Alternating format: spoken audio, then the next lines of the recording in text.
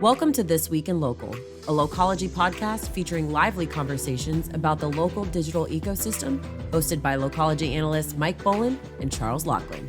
Hello, and welcome to This Week in Local. I'm Charles Laughlin, senior analyst at Localogy, joined by my colleague Mike Boland. Mike, how's it going today?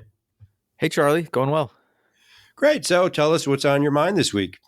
Yeah, so I'm looking at FedEx, which is now jumping into the wide world of what we call e-commerce as a service. So the, long time, fixture in the broader e-commerce value chain, which is FedEx, it's of course a shipping and logistics powerhouse, is sort of expanding its place in that stack with a sort of business-facing software suite. And again, we call that e-commerce as a service. It's the platform for small businesses and medium businesses to sort of manage those e-commerce operations. So it's calling it FDX, and it includes things like what it calls demand generation functions. That's a fancy word, of course, for marketing and things like that. Order fulfillment, of course, that's a key part of the process. Things like tracking, and then post-purchase experiences, which is a fancy word for returns. So essentially, it's an end-to-end platform for managing e-commerce. Notably, Amazon has also been sort of expanding into this e-commerce as a service sort of play that utilizes, obviously its assets in that area. And we can talk about that a bit more in a bit. But essentially what FedEx has done here is it sort of brought together a lot of pieces it's been assembling. Maybe with this in mind, maybe not. But it acquired a company in 2020 called ShopRunner. That is sort of a business-facing dashboard for things like e-commerce pages. You can build customer-facing pages with all the current e-commerce standards, product galleries and reviews, and then of course, given FedEx's sort of competency with logistics, this whole FDX product will naturally include things like delivery estimates and tracking and all that good stuff. Again, this sort of, to circle back to Amazon for a while has been launching a few different things. One, which was called Fulfill by Amazon, which is sort of a fancy word for just Amazon sellers that operate on Amazon proper. But last year it expanded that to what it now calls Buy with Prime, which lets you use its sort of logistical systems outside of Amazon's wall, so on an e-commerce business's own site. So this is sort of heating up. It's interesting that FedEx is now moving in. The motivators for Amazon and FedEx are something we talk about a lot on this program, which is revenue diversification for very large companies.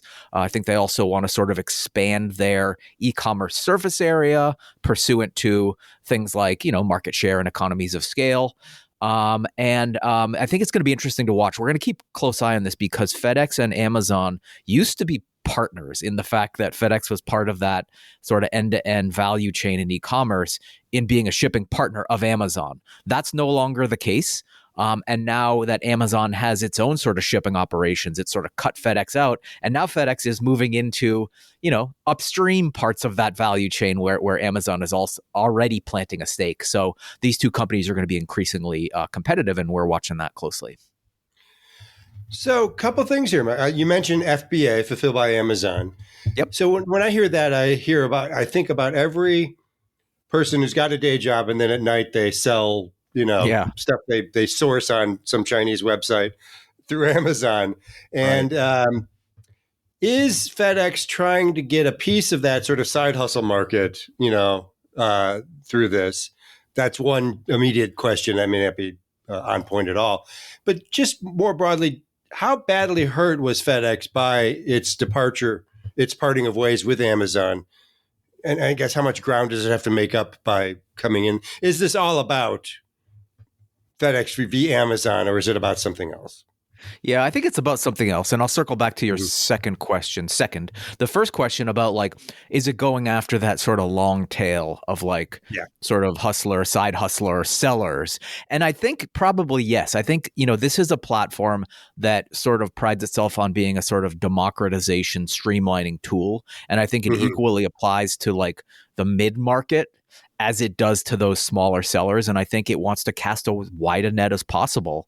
And I think that the platform, as far as I can tell, has adaptability at at all. The functions are the same, whether or not you're selling at large scale or you're some of those like smaller sellers. So I assume that they want to just cast a wide a net as possible. Now, in terms of like how bad they were hurt by the parting of ways with Amazon, I actually read something that surprised me, which is that at the time that they sort of severed that relationship, Amazon shipments share of FedEx's overall delivery and logistics operations was like a low single digit, share of its. I mean, and at scale, that's probably still a sizable absolute dollar figure. It's probably multiple millions of dollars.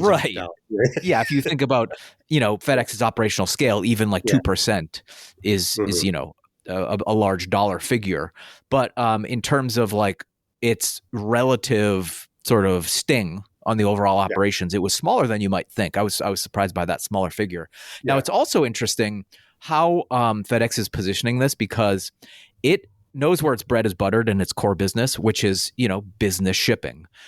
So it was very careful. He just kept saying it all over the announcement. It has no intention to move into e-commerce as like its own marketplace. No platform. There's no platform being built. Yeah. And it doesn't want to serve end consumers, because by doing that, it essentially competes with its own customers. It wants to stay in its lane. It's been very vocal about this, that it is a tool for small businesses to use to serve their customers, and it's not interested in any sort of end run.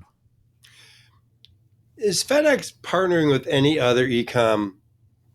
I'm thinking Shopify. I mean, there's no real comparison to Amazon, but there are other players that serve, again, individual merchants and so on. Are there any synergies there that? Yeah, well, those collaborations could be on the horizon, and that could be FedEx's next play, because if you think about it, that's how Amazon's comparative e-commerce as a service offerings, I mentioned Buy with Prime, they actually have a deal with Shopify. Shopify is essentially a channel for Amazon Buy with Prime. And I think you're going to see a lot of those sort of, e-commerce players that serve merchants, the WooCommerces of the world and the Shopifys of the world, start to integrate some of these tools. And like I said, there's a precedent. They already have done this with Amazon. So we know those synergies are there. So the name of the game for FedEx is going to be to sort of come in and maybe steal some market share in that sense from Amazon.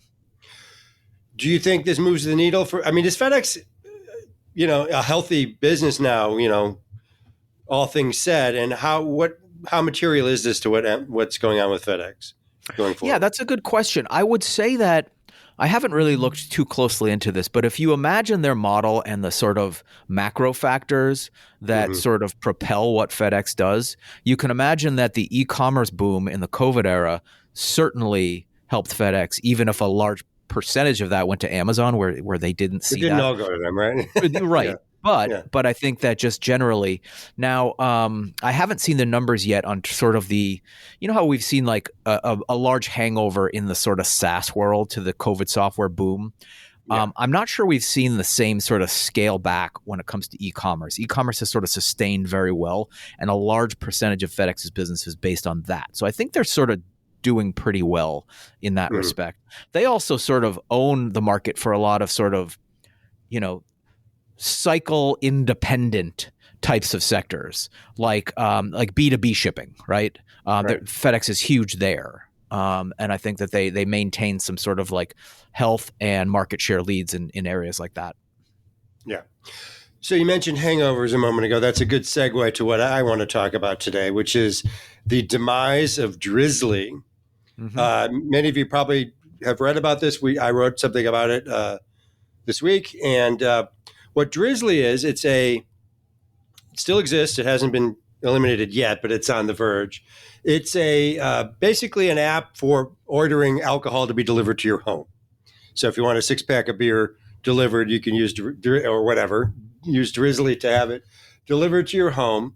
And it was launched actually back, I think 2012, if I'm not mistaken, was its launch date. But Uber acquired this company in 2021, which is kind of, it's still in the heart of the pandemic. I think it was a pandemic-related acquisition. Like, oh, people are stuck at home; they're going to want liquor, so let's buy this. And they paid $1.1 billion for it.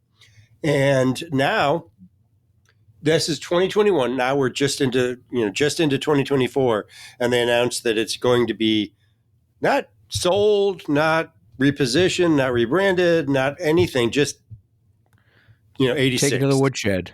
Take it to the woodshed, and it won't be coming back from the woodshed. Let's just say that. And and there's a few layers to this. One is, why is it doing this? And there's longer discussion about it, but the easy answer is they already have booze and Uber Eats, and if Uber wants to be sort of this unified app that can do everything between ride hailing on just Uber, OG Uber, and then delivery through Uber Eats, it's all basically you have one app for everything. Drizly was a little off to the side doing the booze delivery thing, which actually was not using Uber drivers. It was using the local liquor stores delivery apparatus, whatever that is.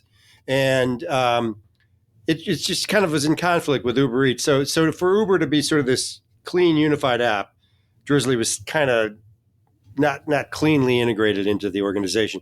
There's also one other thing that happened was that Drizly had a major cyber attack, which compromised a lot of its customer records. And this happened, and then the FTC came in and investigated it and issued basically an order where Drizly had to delete some customer data that was compromised, and then it had to agree not to collect certain data going forward from its customers. So it was it had the FTC boot on its neck, and there was some speculation that sanction hanging over Drizly made it a little harder to sell. That may have had a factor in Uber's decision just to kill it versus it's a balance sheet unloading it. Yeah. I don't know. What was another interesting thing I noted in looking at this was that Uber had never, and again, the acquisition was only a few years in, but it had never broken it out in its financials. So we didn't know if Drizly was, a growing, flat, losing money, losing revenue, losing customers. It could have been just underperforming financially. But that it clearly wasn't crushing it, or Uber might have started, showing it off during earnings calls, which it certainly was not doing. So some mystery around this, but I think it's mostly just really wasn't much to sell, didn't make sense within how we're organized now. So that, we'll probably learn more over the few coming weeks because this just came out. Yeah. It's kind of funny. Go ahead. I'm sorry. Go ahead, Mike. It seems like there's a few sort of pieces missing here. I agree with you. And I think it begs some rhetorical questions like, does the world need a Drizly in terms of not just alcohol delivery? I mean, that's, that's a market that's a market. Yeah. I think that there's some case for that. Yeah. But does it need to be that specialized in that vertical of booze? I mean, is there something about like the regulatory knowledge and hurdles that they had where Uber could sort of fast forward or accelerate its path to, Uber was one of those companies that has since scaled back a little bit on it, but was very much into that idea of the everything app and really accelerating the path towards getting it. So you can see sort of some of the logic at the time where they bought it. Again, if it was something that had some sort of, regulatory angle or some sort of fast track to get there, besides just developing the technology, but also maybe the education. I mean, Uber was very much into learning the dynamics and the nuances of delivering things in different categories. Now, you could argue that $1.1 billion is a very expensive lesson to sort of just like get some competency. That's a lot of money to light fire too, So I guess that's more questions than answers, but those are a few of the things that I'm thinking. Yeah, I'm not sure about the regulatory angle. I'm not an expert in how alcohol is regulated, but my understanding is it's locally regulated, largely. It's very local. It's a very local regulatory. So you have to understand. I don't think just state. I think it's like municipalities. Well, yeah, maybe that's the answer right there. Yeah. You mentioned that Drizly worked directly with the shipping, or sorry, the delivery infrastructure of liquor stores. Those liquor stores had that playbook already in terms of things you can and can't do. So maybe that was sort of the magic bullet of why they needed to acquire them. I mean, again, I think more of this will come out. I think right now it's being positioned as it was sort of why have both Drizly and liquor within Uber Eats, which apparently is a growing part of what Uber Eats that goes does. back to my original point. Why do you need an individual vertical for liquor delivery when it seems like it's the same playbook as swinging by the In-N-Out burger to pick up my Uber Eats burger and then swinging by the liquor store on your way to my house? Like, it seems like that workflow. Makes a lot more, that workflow makes more sense. And I think that's they've picked that lane. Okay. And also I think another point is that Drizly had its own customer base. And I think, it wasn't, I don't think it was necessarily fully integrated into the Uber customer There's experience. another answer. I think they want a unified customer experience. If they wanted to accelerate their own network effect, buying, 100,000 customers in one fell swoop, could be logical. Yeah, and the other kind of fun note about, well, I don't know if it's fun, but funny or whatever, snarky, is that this can now enter the pantheon of really bad acquisitions. And, I think that, sort of the classic Coke of this particular thread is Twitter and Vine. Twitter acquires Vine. I think it was, I think it was 2012. And by 2016, it was gone. Now, that was a $30 million acquisition, granted a decade ago or so or more, but still nowhere near the 1.1 billion. I think, we've kind of talked about, not so much on the pod, but you and I have talked about the broadcast.com, Yahoo broadcast, the thing that made Mark Cuban a billionaire. And then was it just a few years after that, it didn't exist anymore. And that was just,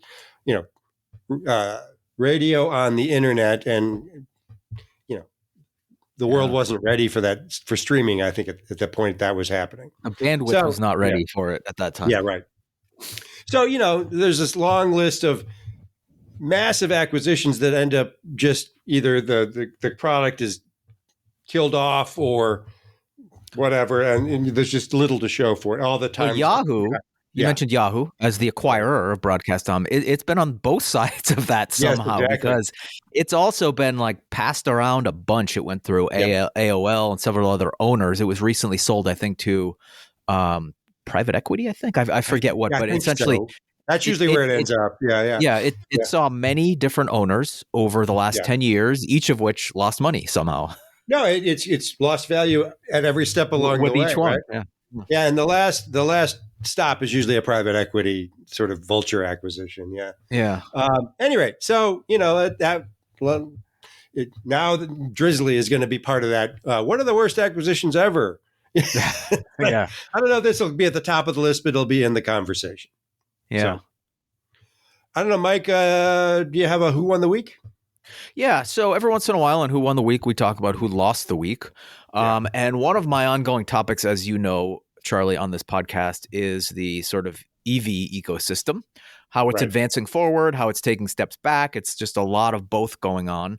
Unfortunately, this week there was sort of a setback for the industry where GM now has to recall several electric delivery vans. This is in its Bright Drop subsidiary that makes these sort of vans. It's more of a B2B play for them. And they had to recall a whole bunch of them because they were catching on fire. So we hope everything's I shouldn't laugh. I don't know if any person caught on fire, but well, that's the good part. There's no driver. Hopefully there were no other bystanders. Autonomous EVs. Okay. I'm sorry. Missed that part. All right. Well, autonomous EVs blowing up. That's, right in the dystopia lane that a lot of people think these things are in. I think, that's an interesting question. It's like, when are autonomous vehicles going to work out the kinks? And whenever, I know there are some on the road, some autonomous taxis on the road in San Francisco. I forget where else, DC. I forget where else they are.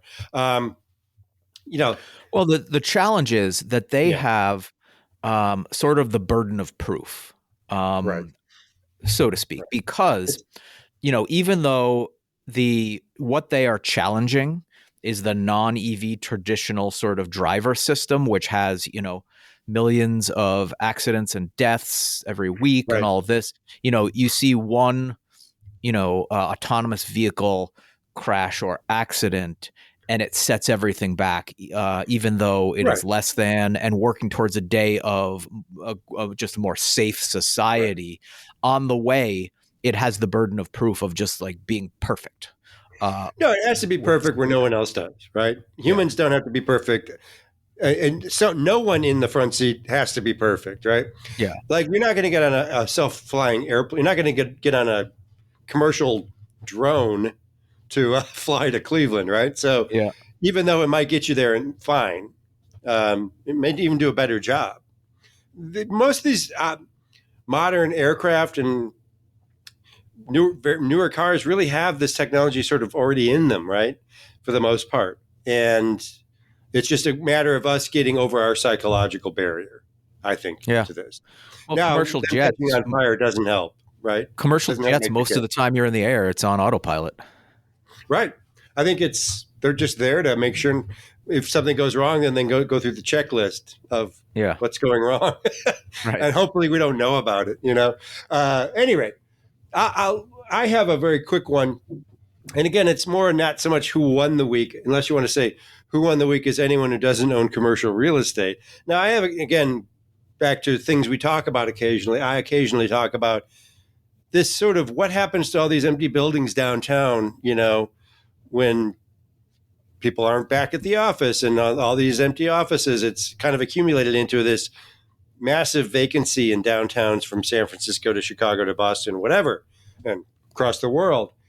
Now, and something we've talked about occasionally is what's the ultimate end game here, and what's the, where does this lead?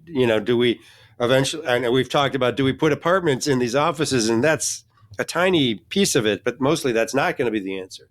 And I saw a headline this week that said there is $2.2 trillion in commercial real estate debt, I believe in the U.S., but I believe that's what it was, a U.S. thing. And it's maturing by 2028. And a lot of those maturities will come up. There'll probably be a lot of them will have to refinance at higher interest rates. That's just a recipe for a pretty bad situation in commercial real estate, which others are warning about. This was something I saw in the Wall Street Journal. So it's out there. There's a lot of concern that all this, pandemic-related exit from the office is having a economic impact that could be pretty severe, and it's coming up pretty fast. It's kind of fun to talk about how do we reinvent cities, given all the changes that have been going on. This is the not so fun part that really could have an impact on the economy. So, on that happy note. So, I think people are going to have to start coming up with some answers for this situation. That isn't, let's convert them to apartments, because we've talked about that. That's not the answer. What is the answer? I don't know. Thankfully, it's not my job. But requires, I think, more big time thinking and more resources, because, this could be a real drag on the economy. Mm-hmm. Anyway, Mike, you want to read us out? Yeah, thanks, Charlie. Thanks, everyone, for listening. This has been This Week in Local. Stay tuned every week for more episodes. You can find the show on all major podcast networks and find out more at localogy.com. Please subscribe, like, and comment. Your engagement helps others find us. And if you're interested in being a guest or sponsor, you can email us at podcast@localogy.com. So I'm Mike Boland with Charles Laughlin. Our producer is Dara Sweat. So thanks for listening, and see you next week. Thank you for tuning in to this week's episode of Localogy's This Week in Local with Mike Boland and Charles Laughlin. Be sure to subscribe for more.